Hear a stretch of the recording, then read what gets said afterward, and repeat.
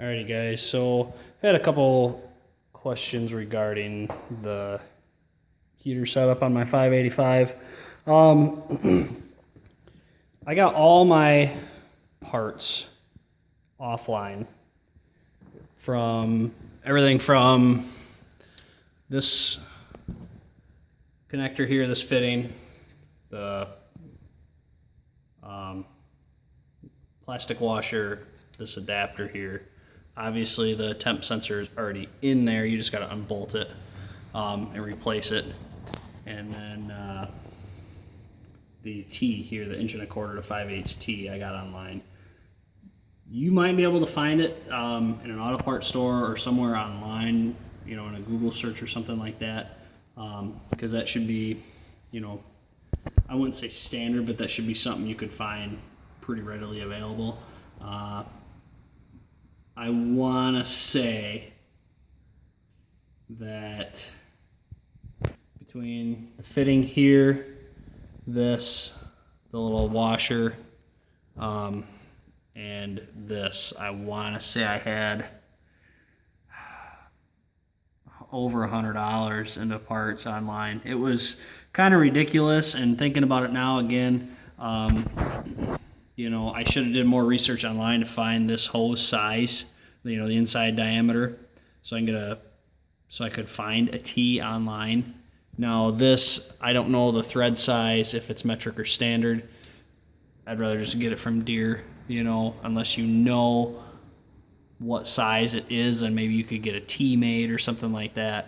But that is what that is there, and like I said, I would have just bought that online regardless, you know, because I want to say this was the expensive part. That was really, really expensive, and I really don't know why. It's, you know, this is aluminum up here, this block. It's machined aluminum, so I mean, they just took a piece of square stock, you know, and turned it down and made it how they, you know, made it to their spec. So this is zinc steel or something like that, I want to say. So, you know, it's not aluminum or anything, but it's nothing fancy either. So the worm clamps here, I got the local hardware store. Same thing with all the other ones up top. And then the hoses here I got at the local auto parts store. It's 5/8 hose. The way I ran it from there down, I ran it through where the loader goes. The loader arm is supposed to go. If you have a loader on your tractor, you're probably going to have to find a different way to do it. But running it through there, it's away from the drive shaft that runs the pump, the hydro pump in the rear end. So yeah, I thought about going around the front. Let's see if I can get my camera in there.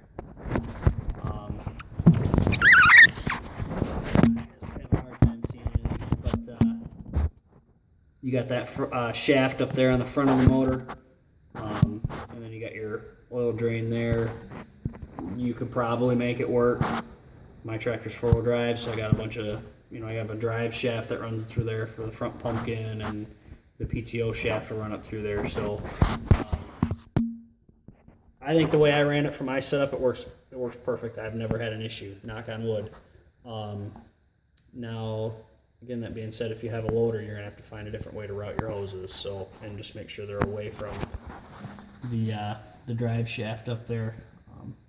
That's the PTO shaft, and then the other one is way up in there. So you can see where they go through on the other side.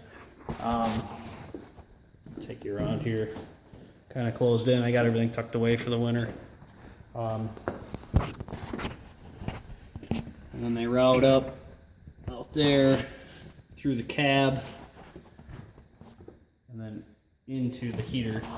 And I'll go around again and bring inside and see you and show you how I got that. So hang on a sec. Okay, so we're in the cab now. The heater I bought is a Meridyne heater. It's a 4000 series. It puts out 13,200 BTUs is what it's spec'd out on the site, and it pulls somewhere around 6.7 amps with the fan that is in this one. The heater was about $170 with free shipping. I bought it on eBay. Search Meridyne heater, and there'll be pages of them that show up. This one is a floor mount version, meaning there is, I'm not sure how well I'm going to be able to do this, but there's a bolt there, you can see it, and there's two in the back, and you can bolt it to the floor of whatever you're going to put it on if you want. And then there's a plug here, and there's one on the other side there. My hand's in the way.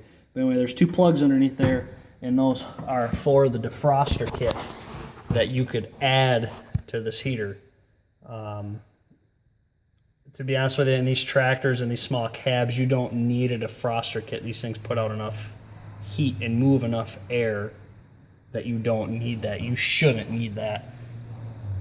I think even in the larger series, you know, when you talk like the 4100s and, you know, the 2520s and this and that, you know, those cabs are still small enough, and you don't need one. You talk, you know, you might get into, you know, a 7 series or what, I don't even know. You start talking big and you start talking factory cabs, you're probably going to get more into defrosters and this and that, because those cabs get a lot bigger. The cubic footage of those cabs is way more than what these little Curtis ones are.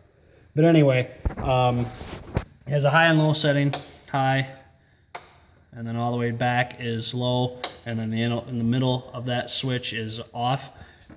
It's just a 2-wire system, so you have black, ground, and blue is your hot. And then, like I said, you can switch between high or low speed for the fan. Yeah, it works well. I think I had it installed a little too high last year when I ran it.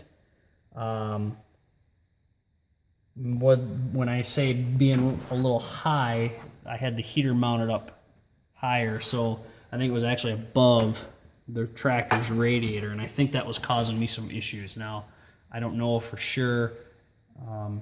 My hoses were plenty hot. When I say hoses, the heater hoses down there, they were super hot. I couldn't get a lot of heat to push out here, man. I literally had to hold my hand on here to get a good heat output on this thing.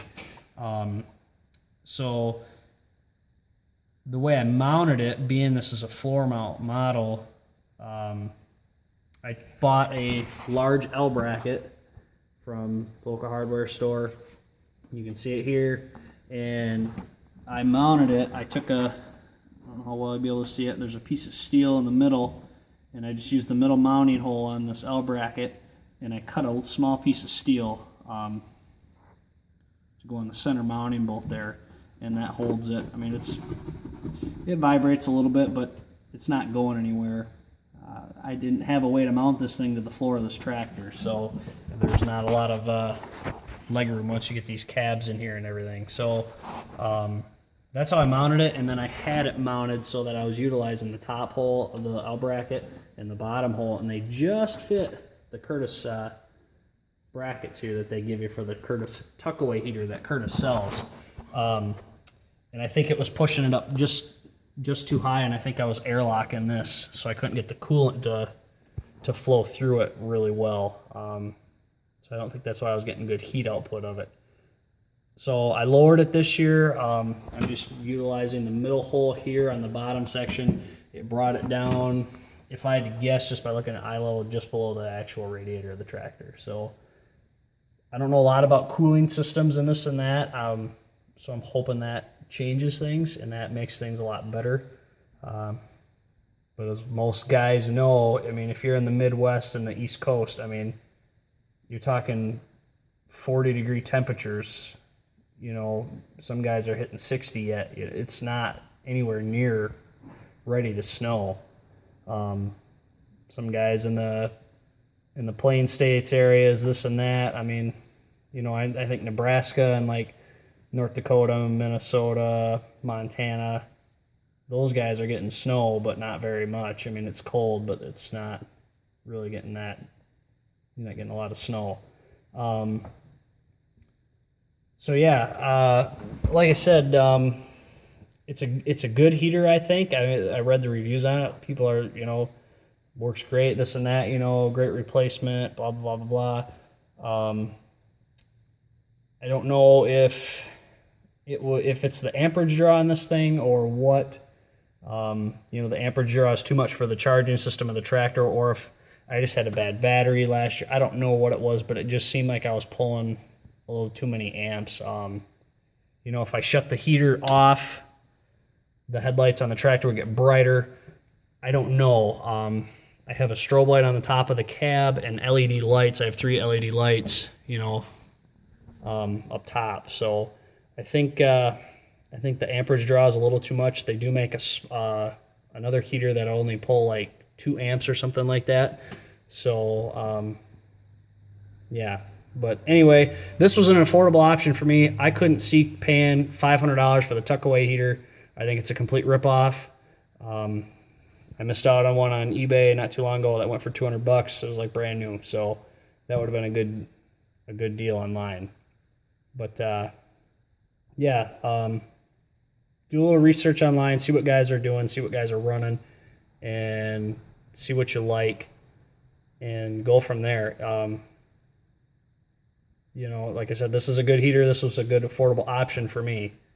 So yeah, if you like this video, comment, rate, subscribe. Hope it helped answer the questions that those of you had that asked questions. So thanks for watching. See ya.